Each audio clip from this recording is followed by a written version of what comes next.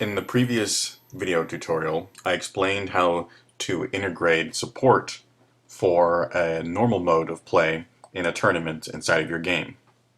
Alright, now in this tutorial I'm going to explain how to add support inside of your game for a deathmatch type of mode of play for a tournament.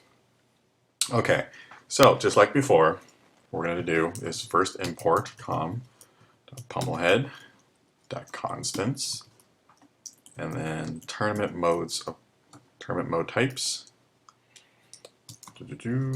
And then now what we're going to do, now that we have once again have access to the tournament mode types class, which contains a bunch of static constant values that represent all the different types of modes, we're going to do a simple if statement to check for the deathmatch mode type. Okay, so we do add tournament mode type. This is exactly like when we were doing the normal mode. Pretty much the exact same setup. Tournament mode types. And then we check for deathmatch mode, the type. Okay, cool. Now that we have checked inside of our game for the deathmatch mode type, we now need to look for some other properties inside of the tournament mode type. Unlike the normal mode type, where there are no special conditions applied to the game, deathmatch mode type does actually apply some certain conditions.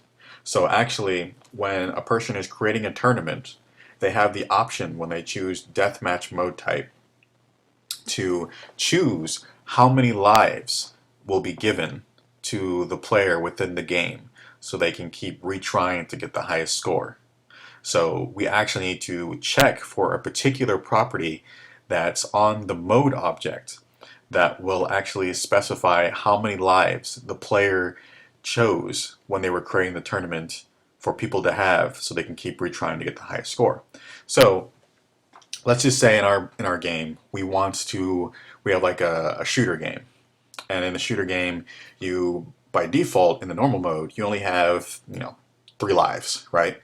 So but now with the deathmatch mode type, let's say a person who created the tournament has specified that now everyone has not 3 lives, but let's just say 5 lives.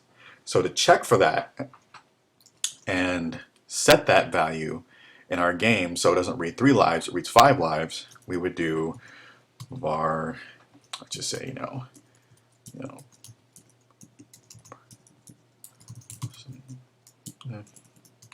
player lives for deathmatch equals, then we do pummelhead.tournament.mode. That mode object contains all the information about the particular mode. Then we do dot, and instead of type like we've been using, we want to use lives. Lives will contain how many lives were set when the person was creating the tournament. And that's it.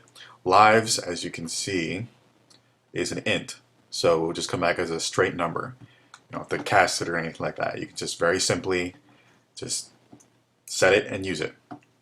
And then what you would do later on in your game is, going back to that shooter example, you would kind of like, instead of using the default of the 3 lives, you would first check to see if the mode of play for the game is deathmatch mode. And if it is, instead of using the default of 3, you would use the player lives from deathmatch instead, because that way you're going to be using the lives that was set for the tournament. And that is pretty much how you would use the deathmatch mode. Yeah, that's pretty much it for this tutorial on how to implement and give support for a deathmatch mode type of tournament in your game.